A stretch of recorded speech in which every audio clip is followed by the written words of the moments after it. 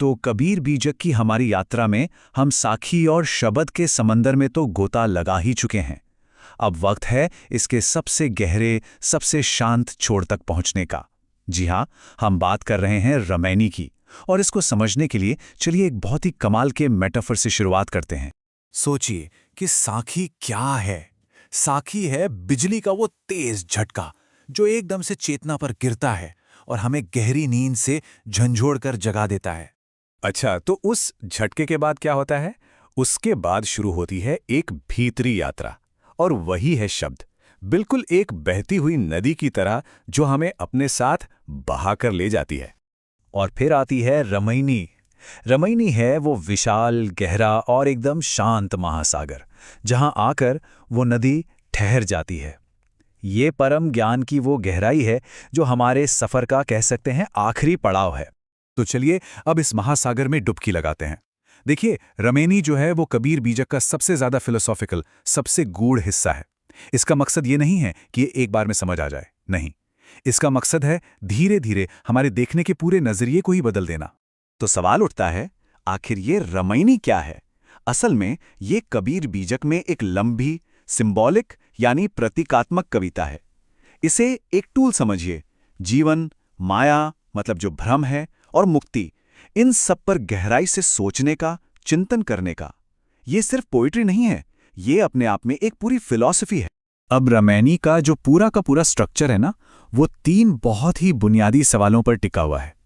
ये वो सवाल हैं जिनका सामना करने के लिए कबीर हमें एक तरह से मजबूर कर देते हैं ताकि हम सच्चाई को देख पाएं। और ये 3 सवाल हैं। पहला, मैं कौन हूं? दूसरा, ये जो दुनिया है ये सच है या सिर्फ एक भ्रम? और तीसरा, मुक्ति का रास्ता आखिर है क्या? देखिए, रमैनी का जो टोन है वो थोड़ा कठोर लग सकता है, पर वो सच्चा है। क्यों? क्योंकि ये सीधा हमारे सबसे बड़े बंधन पर, हमारे ईगो पर, हमारे अहंकार पर चोट करता है। तो सबसे पहले रमैनी बात करती है माया की, यानी उस भ्रम को तोड़ने की। ये हमें उस दुनिया की असलियत से रूबरू कराती है जिसे हम सच मानकर जी रहे होते हैं। कबीर क्या कहते हैं? वो कहते हैं ये दुनिया एक रंगमंच है जहां सब अपना अपना किरदार निभा रहे हैं। जो इसे सच मान लेता है वही सबसे बड़े बंधन में पड़ता है। मतलब रमैनी हमें एक तरह से वार्निंग देती है कि जो दिख रहा है जरूरी नहीं कि वही सच हो। अब यहां एक बहुत ही दिलचस्प बात सामने आती है जो माया को लेकर एक आम गलतफहमी को दूर करती है। ज्यादातर लोग सोचते हैं माया मतलब पैसा, दौलत, सांसारिक चीजें। पर कबीर के लिए माया ये नहीं है। उनके लिए माया का असली मतलब है गलत पहचान। जब हम टेम्परेरी चीज़ों को परमानेंट समझ बैठते हैं, अपने रोल को, अपने किरदार को ही अपनी असली पहचान मान लेते हैं, वो है माया। चलिए अब थोड़ा और गहराई में चलते हैं। रमैनी सिर्फ दुनिया के भ्रम की ही बात नहीं करती, वो हमारे अपने अंदर के, हमारे स्पिरिचुअल और इंटेलेक्चुअल ईगो पर भी सवाल उठाती है। और यहां कबीर एक बहुत ही चैलेंजिंग बात कहते हैं। वो कहते हैं कि ज्ञान का घमंड वो भी एक बंधन है, और भक्ति का दिखावा वो भी एक बंधन है। उनके हिसाब से मुक्ति सिर्फ ज्ञान इकट्ठा कर लेने से या भक्ति का शो ऑफ करने से नहीं मिलती। तो सबसे जरूरी बात क्या निकल कर आती है? यही कि जब तक ये भाव है कि मैं जानता हूं, मुझे पता है, तब तक सच बहुत दूर रहता है। रमैनी यहां क्या करती है? वो पंडित और संत दोनों के ही अहंकार को तोड़ती है। ये दिखाती है कि ये जो खुद को बहुत महत्वपूर्ण समझने की भावना है ना, वही सबसे बड़ी रुकावट है। तो अब देखते हैं कि बीजक के ये तीनों हिस्से, साखी, शब्द और रमैनी, ये मिलकर एक पूरी पिक्चर कैसे बनाते हैं। ये तीनों अलग अलग नहीं हैं, बिल्कुल नहीं। ये तो एक ही यात्रा के 3 पड़ाव हैं।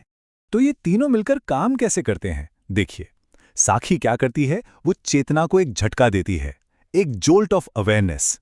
फिर शब्द आता है जो दिल को जगाता है, और आखिर में रमैनी, अरे वो तो जीवन को देखने का पूरा नजरिया ही बदल देती है, पूरा लाइफ विजन ट्रांसफॉर्म कर देती है। यही तीनों मिलकर कबीर का पूरा दर्शन तैयार करते हैं। अब सवाल ये उठता है कि भाई आज की मॉडर्न लाइफ में रमैनी की क्या रेलेवेंस है? मतलब ये इतना पुराना दर्शन आज की हमारी चुनौतियों में कैसे काम आ सकता है? सोचिए आज की हमारी जिंदगी कैसी है, भाग दौड़ भरी। हम लगातार बस भाग रहे हैं और सोचने का वक्त ही नहीं है। ऐसे में रमैनी हमें कहती है, रुको, थोड़ा रुको और आत्मनिरीक्षण करो। सेल्फ इंक्वायरी करो। ये हमें डिटैचमेंट, आत्म पूछताछ और एक कॉन्शियस जिंदगी जीने की कला सिखाती हैं। ये भागना नहीं, बल्कि जागना है। और आखिर में रमैनी हमारे सामने एक बहुत ही गहरा सवाल छोड़कर जाती है। सवाल यह है कि इस लगातार भागते हुए जीवन में अगर हम सिर्फ एक पल के लिए बस रुक जाएं, तो क्या होगा? शायद इसी सवाल के जवाब में ही रमैनी का पूरा सार छिपा है।